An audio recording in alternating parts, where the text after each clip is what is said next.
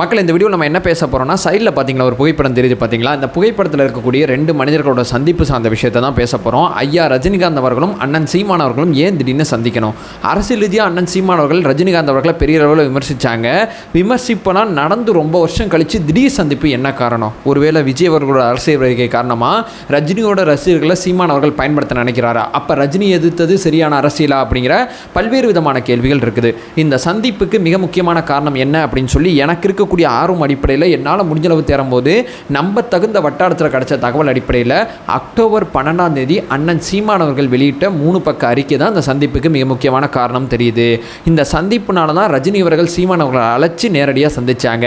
இந்த சந்திப்பு அண்ணன் சீமான் அவர்கள் சொல்கிறபடி தள்ளி போன சந்திப்பு தான், எப்பயோ சந்திச்சிருக்க வேண்டியது அப்படிங்கிற ஒரு ஸ்டேட்மெண்ட்டை ஏன் சொன்னாங்க? இப்படிப்பட்ட பல்வேறு விதமான கருத்துக்கள், பல்வேறு விதமான தகவல்கள் இந்த செய்தி பற்றி எனக்கு கிடச்சிச்சு.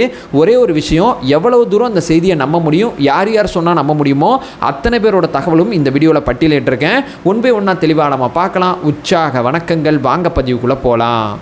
இப்போ முதல் விஷயம் மக்களே, அக்டோபர் 12 அண்ணன் சீமான் அவர்கள் வெளியிட்ட அறிக்கை தான் இந்த சந்திப்புக்கு மிக முக்கியமான காரணமாக இருக்குது அப்படின்னு சொல்லி நான் முன்னாடி சொல்லியிருந்தேன். அப்படி அண்ணன் சீமான் அவர்கள் அக்டோபர் 12 என்ன பண்ணியிருந்தாங்க அப்படின்னு சொல்லி கேட்டிங்கன்னா, வேட்டையன் அப்படிங்கிற திரைப்படத்தை பாராட்டி பெரிய லெவலில் விமர்சனமாக, நல்ல விமர்சனமாக 3 பக்கம் அறிக்கை வெளியிட்டாங்க.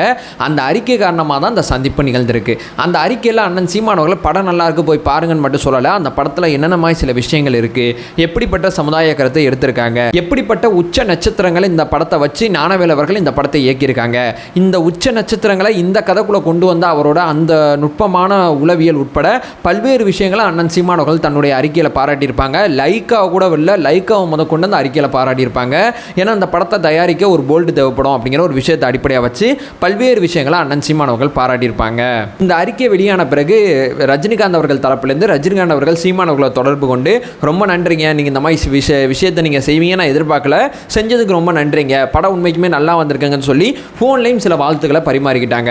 ஸோ இந்த ஃபோன் கான்வர்சேஷனில் பார்த்தீங்கன்னா ரஜினி அவர்கள் என்ன சொல்கிறாங்க, வாங்க டைம் இருந்தால் வாங்கலேன், நேரம் இருந்தால் பார்ப்போம் அப்படின்னு சொல்லி ஒரு கோரிக்கை வச்சதா பெரிய லெவலில் பார்த்தீங்கன்னா இடும்பவன் கார்த்தி அப்படிங்கிற நாம் தமிழ் கட்சியோட மிக முக்கியமான நிர்வாகி தன்னுடைய எக்ஸ் வலைதளத்தில் சில கருத்துக்களை தெரிவிக்கிறாங்க.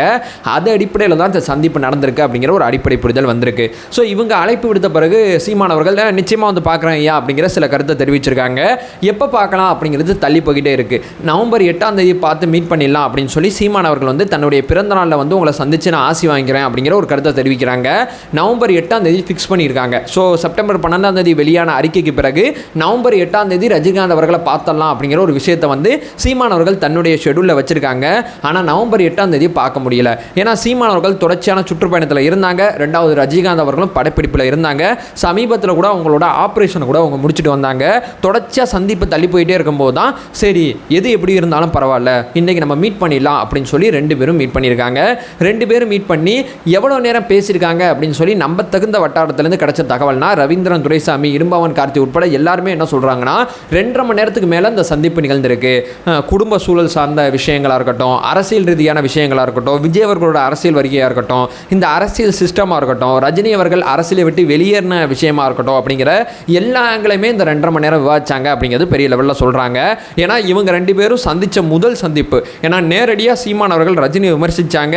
தொடர்ச்சியாக எங்கெங்கே விமர்சிக்கணுமோ அங்கே அத்தனை இடத்துலையுமே விமர்சித்தாங்க. ஒரு கட்டத்துக்கு மேலே ரஜினி அரசியலுக்கு வரமாட்டேன்னு சொன்ன பிறகு சீமான் அவர்கள் ரஜினியை விமர்சிக்கலை. அதுக்கப்புறம் பார்த்தீங்கன்னா எங்கெங்கே ரஜினியை பாராட்ட முடியுமோ அங்கெல்லாம் பாராட்டிக்கிட்டு இருக்காரு. ஸோ இந்த அரசியல் விமர்சனம் அப்படிங்கிறதுக்கு அப்புறம் ரஜினி அவர்களும் சீமான் அவர்களும் சந்தித்த முதல் சந்திப்பு இது. ஸோ 2.5 மணி நேரம் 2 பேரும் பெரிய லெவலில் டீட்டெயிலாக பொலிட்டிக்கலாக பல்வேறு விஷயங்களை பற்றி பேசியிருக்காங்க. எல்லாத்த பற்றியும் தெளிவானமாக இந்த ஒரு பதிவில் பேசியிருக்காங்க. இந்த ஒரு சந்திப்பில் பேசியிருக்காங்க. அதுக்கப்புறம் பார்த்தீங்கன்னா இந்த புகைப்படத்தை வெளியிட்டு சில அதிர்வலைகளை ஏற்படுத்தணும் அப்படிங்கிறத அண்ணன் சீமான் அவர்களை கேட்டிருக்கலாம். இந்த ஃபோட்டோவை போட்டால் அரசியல் களத்தில் பேசு பொருளாகுமே, போடலாமா ஏன்னு கேட்டிருக்கலாம். இது பேசு பொருளாகும் தெரிஞ்சு தான் அண்ணன் சீமான் அவர்கள் இந்த விஷயத்தை பண்ணியிருக்காங்க அப்படிங்கிறது தான் பெரிய லெவலில் தெரியுது. ஸோ வெரி பேசிக்கு ரஜினி அவர்கள் நடித்த ஒரு படம் உண்மைக்குமே வேட்டையன் அப்படிங்கிற திரைப்படம் ஒரு நல்ல திரைப்படம். அதை சீமான் அவர்கள் பாராட்டுறது ரொம்ப சிறந்த முயற்சின்னு தான் நான் சொல்லுவேன். ஏன்னு சொல்லி கேட்டிங்கன்னா, இதை யாருமே அந்த சமயத்தில் எந்த ஒரு அரசியல்வாதியுமே பாராட்டலை.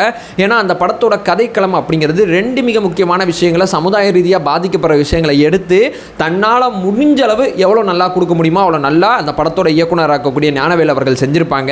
அப்படி இருந்தும் அந்த படம் பெரிய லெவலில் பாராட்டப்படல. ஆனால் வசூல் ரீதியாக பல சாதனைகளை முறியடிச்சிச்சு அப்படிங்கிற ஒரு விஷயத்தை பார்க்க முடியுது. வசூல் ரீதியாக அந்த படம் சேஃபாக இருந்தாலும் விமர்சன ரீதியாக அந்த படத்தை இன்னும் கொண்டாடி இருக்கலாம் அப்படிங்கிறது அந்த படத்தை ஆதரிக்கக்கூடிய சமுதாய சிந்தனை கொண்ட நம்மளமாய் பல பேரோட கருத்தாக இருந்துச்சு.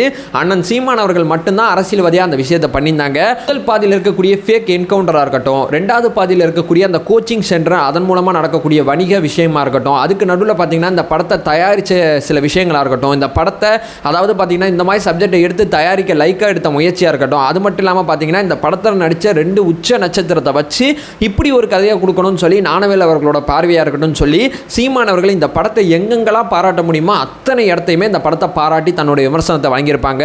ஸோ அந்த விமர்சனம் தான் இவங்க 2 பேரோட சந்திப்புக்கு மிக முக்கியமான ஆதாரமாக இருக்குது. அந்த விமர்சனத்துக்கு அப்புறம் தான் இவங்க 2 பேரும் பார்த்தீங்கன்னா இந்த 2.5 மணி நேரம் உட்காந்து பேசுகிற அளவு ஒத்த சிந்தனை கொண்டவங்களாம் மாறி இருக்காங்க. ஸோ பொலிட்டிக்கலாக ஏன் விமர்சித்தேன், ஏன் விமர்சிக்கல, என்ன பிரச்சனை, எந்த பஞ்சாயத்து, என்னோட நோக்கம் என்ன, என்னோட கொள்கை என்னன்னு சொல்லி அண்ணன் சீமான் அவர்கள் தன்னுடைய பார்வையை முன் வச்சிருப்பாங்க.